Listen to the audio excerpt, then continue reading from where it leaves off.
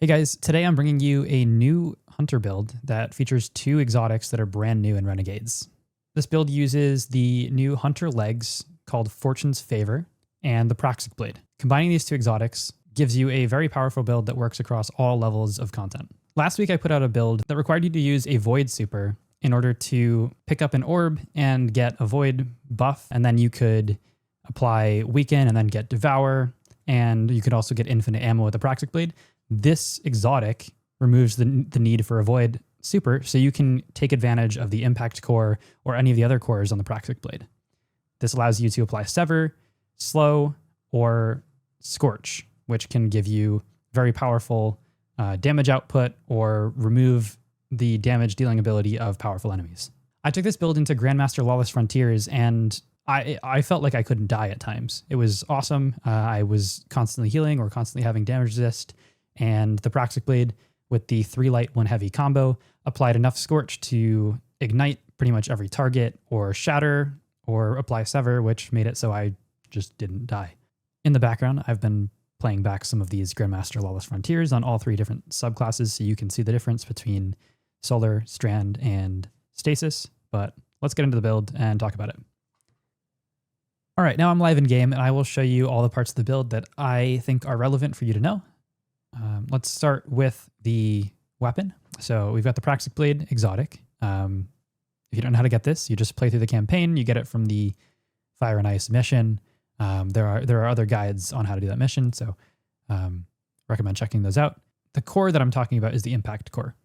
So I'm not sure if this is still available, but it was available as of later last week. I think it was on Friday that it came out. And what this does is the Impact Core will apply a different elemental buff or debuff depending on the super that you have equipped. The 3 that I want to focus on for this build are Solar, Stasis, and Strand. These 3 provide the best damage resistance or healing combined with the best damage output or debuff. I'll talk through the benefits of each of the 3 in a minute, but we'll just move on to the next part, which is the brand new Fortune's Favor leg armor that you get from completing the legendary campaign.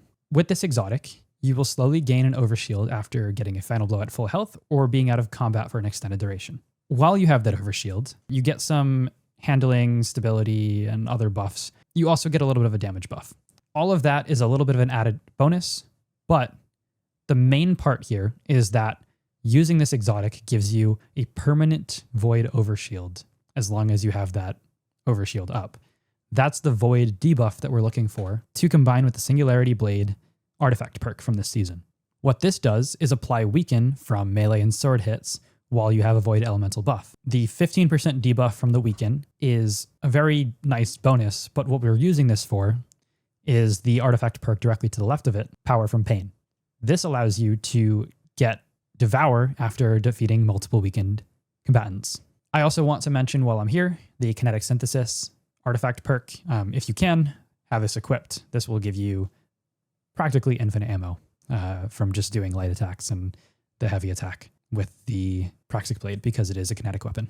Moving into the subclass, we're going to first touch on the aspects. The 2 aspects that I like to use are Ascension, which is an aerial move that applies jolt to targets near you, and it also gives you Amplified and your allies Amplified. The other aspect that I like to use is Stylish Executioner.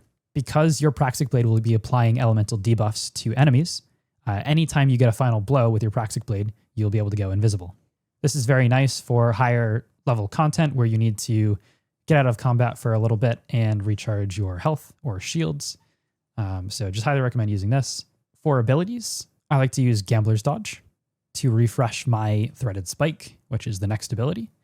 Threaded Spike, I think, is just the best bang for your buck hunter melee in the hunter's arsenal. It's very good. It just decreases an entire room's damage that they can do to you. You just throw out 1 and it bounces between all of the enemies. Just highly recommend using this. And Grapple. Grapple is just great for mobility. It's a great, nice burst damage or to find a way to cover real quick. Just recommend using these, but a little bit less important. You can use whatever you want. Now for the fragments, there are 3 fragments that I recommend using and 1 that you can flex depending on which super you have equipped.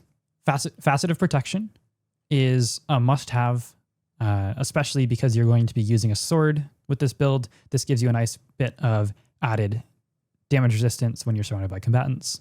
Then Facet of Purpose, this one is vital. You need to have this. Any time you pick up an orb, you will get Restoration if you have a Solar Super.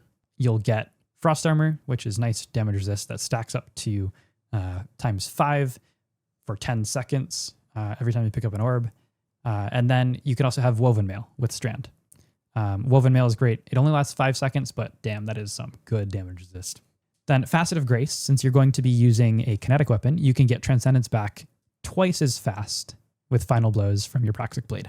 On to the fragments that you can flex. If you're on Solar or Stasis, I'd recommend maybe using Facet of Ruin to increase the Solar Ignition AoE or the Stasis Shatter. The other option is Facet of Hope. So if you're on Strand or if you find yourself wanting to use Ascension more often, you can use Facet of Hope to get your class ability back more frequently. And this will not only increase the number of times that you can get Ascension back, you can also get your Threaded Spike back if you have Gambler's Dodge. On to the armor mods. Some of these are a bit less important because you're just going to be getting kills with your Praxic Blade. But if you want more special ammo, make sure you don't run out. Or if you want to run double special, you can run 2 special ammo finders or 1 special ammo finder and 1 scout to give your allies some special ammo. Kinetic Siphon is must have.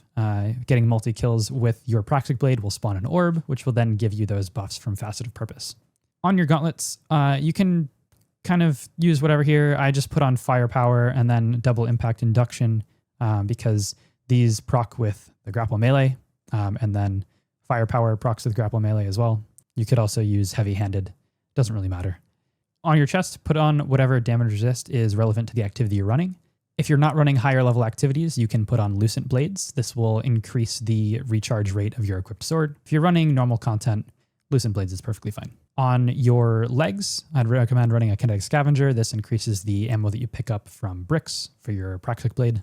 You can also run a Recuperation to heal yourself more whenever you pick up an orb. And Powerful Attraction would be the last one that I want to point out. Every time you dodge, you pick up all orbs nearby. This will help you keep those buffs all topped up. Here we are in the tower in the shooting range. I just want to show you how the ignition works with the combo.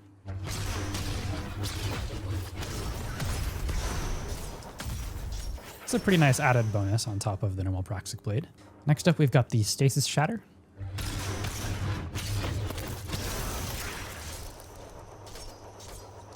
Nice little bonus. It almost killed this guy. And finally on Strand, I just wanted to show you how nice this is for fighting groups of enemies and practically taking no damage. This is on Master, by the way. Just cleared all those enemies, no problem. Still full health. Thank you all for watching. If you learned anything, please feel free to like the video, leave a comment if you have anything to say. And if you feel inclined, please leave a sub on the channel. It's really helping me grow. Thank you all for watching. Hope to see you in the next one.